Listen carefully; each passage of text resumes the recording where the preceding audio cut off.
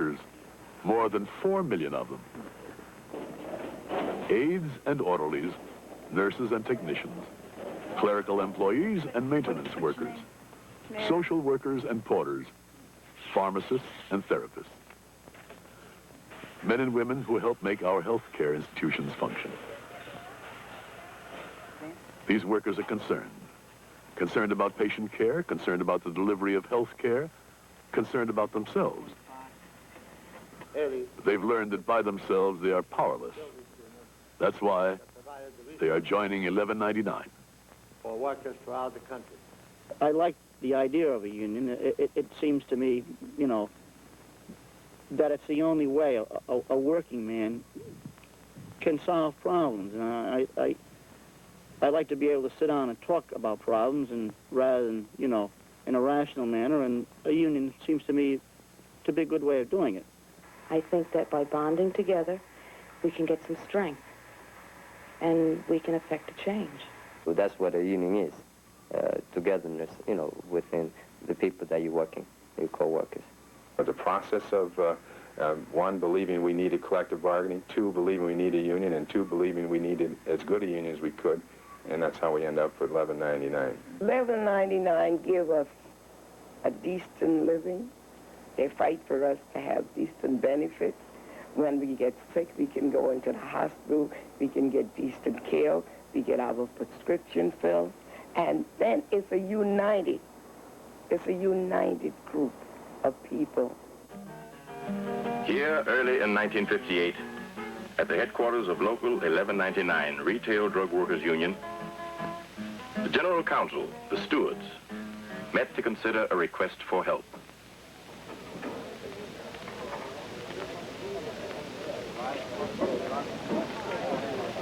A group of hospital workers in one of New York City's voluntary hospitals wanted to organize a union. Chairing the discussion was 1199's president, Leon J. Davis. The stewards of the union did not hesitate to speak up and give voice to their opinions. We people in 1199 believe that everyone that works for a living is entitled to make a fair and decent living. We have a union that is run by the rank and file membership, and that's the type of union that he leads. As a union man, I feel we should, all of us, be interested in those that are the most exploited and the lowest paid. And certainly in the new city of New York, there's nobody lower paid and more exploited than the hospital workers. I was organized into this union, and my conditions were bettered.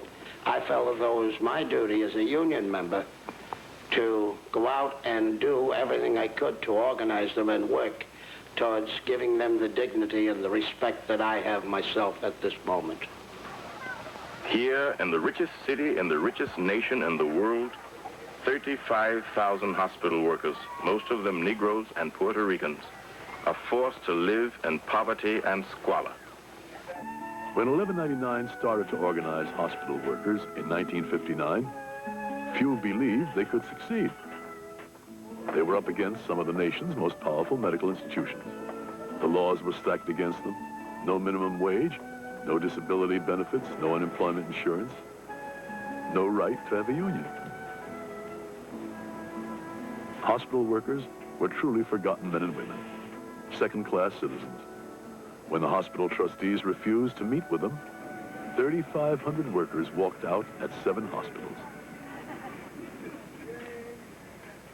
How long have you been working at the hospital? 22 years. What do you do? I work in the kitchen. How much money do you get? I bring it home, $22. $22?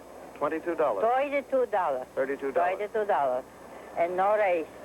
Never. You can ask him for nickel, you couldn't get it. They said, you know what to do, you want to raise, you could go out.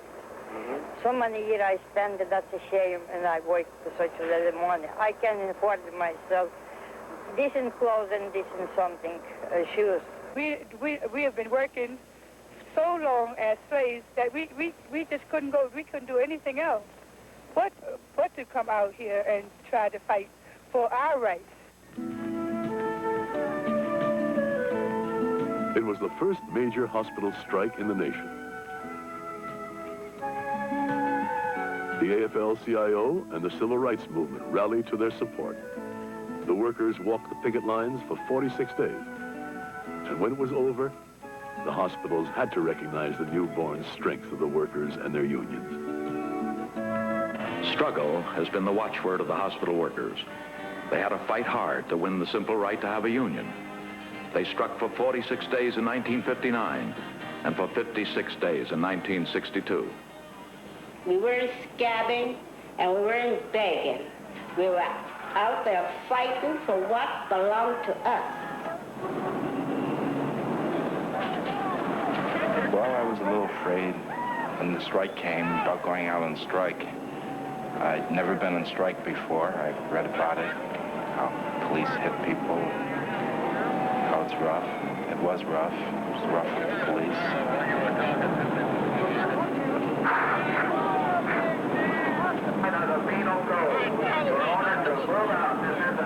Out of all the unions, I may be prejudiced, I don't know, but out of all the unions, you just give me $11.99 because it's made of an honest man and it's made with the rank and the file of the people.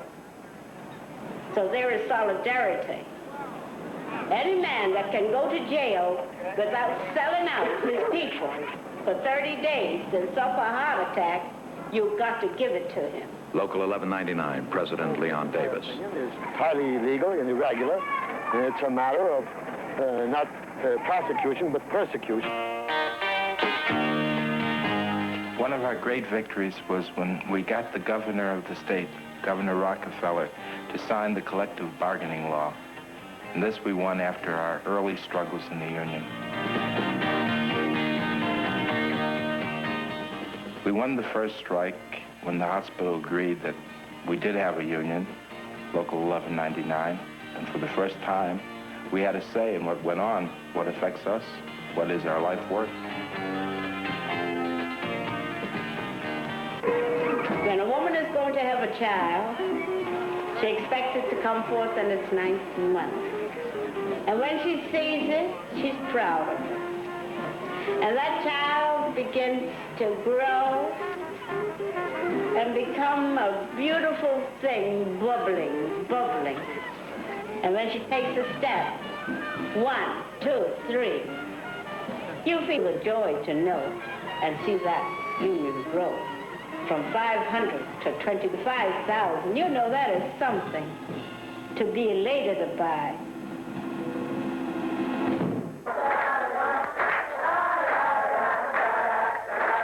We have to express brotherhood, brotherhood, brotherhood.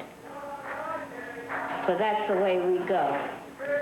Out to help each and every person that is undertrodden, not just in hospitals alone. Other people that has been exploited by the higher people.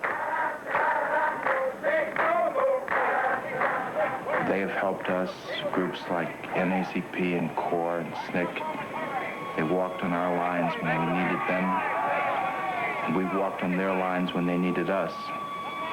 Because whatever we get in wages, improved conditions on the job isn't going to help us unless we can get better housing, unless our children can go to better schools so they can do better than us, unless we have the same type of treatment like anybody else. The unity and solidarity between 1199 and the entire civil rights movement has played a decisive role in the hospital organizing drive. A. Philip Randolph headed the Citizens Committee for Justice to Hospital Workers.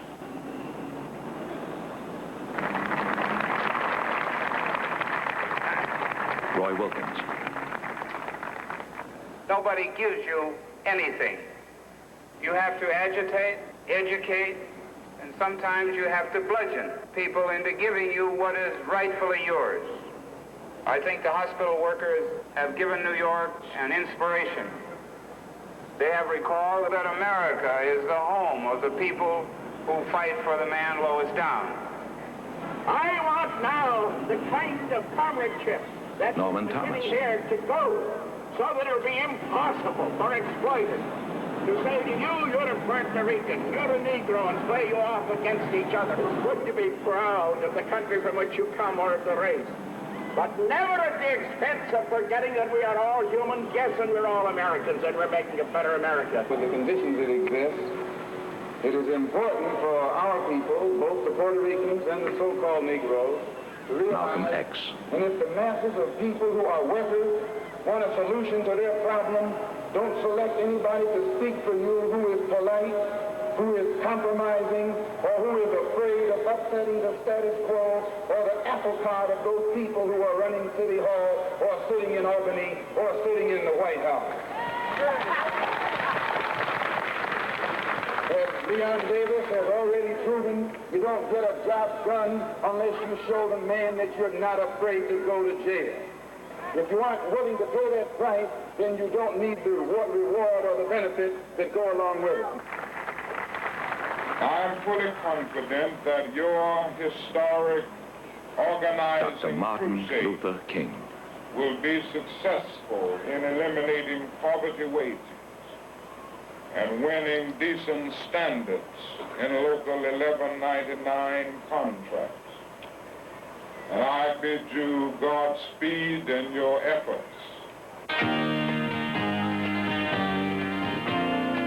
I'm proud to be one of the early members of 1199. We were small then, and we've grown by the thousands now. We're going to be bigger yet. And with this strength, we'll be able to make conditions and wages in the hospital as good as they are for any worker in our country. One of the good things that I've seen change in 1199 is that we used to go to politicians, the mayor and others, to get them to support us, back us up in our drives. Now I've noticed that they come to us. I think that this is good, that they come to us now instead of us going to them, because we can have votes too. And the politicians know that, and what they're scared about and what they're worried about and concerned about is votes. In the 1960s, Charleston, South Carolina, 500 hospital workers, all women, on strike for union representation. Against them, the state government and the National Guard. It went on for 113 days. There were more than 1,000 arrests. Now, we're not fighting for the hospital workers. We're fighting for all poor people. And when the hospital workers make a little more money, pretty soon everybody makes a little more money. Charleston focused national attention on the plight of hospital employees. The workers had the full support of organized labor and the civil rights movement. And the strike settlement encouraged workers in other states to organize.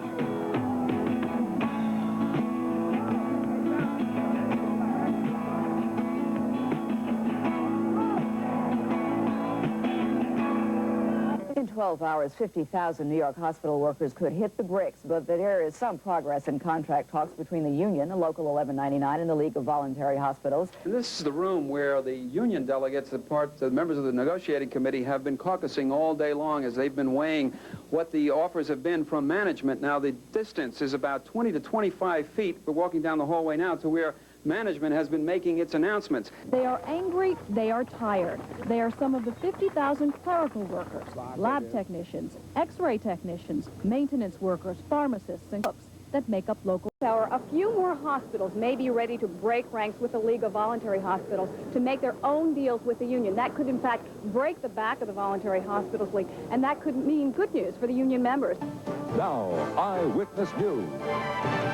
Well, New York City walked right up to the edge of crisis early this morning. 50,000 hospital workers were to go on strike at 5 o'clock. The deadline passed, and a couple of hours later, they said we'd escaped the strike. Contract will now be brought before the general membership to vote on, and that is expected to happen before the end of the week. Reporting from Midtown Manhattan, David Navarro, Channel 7 Eyewitness News.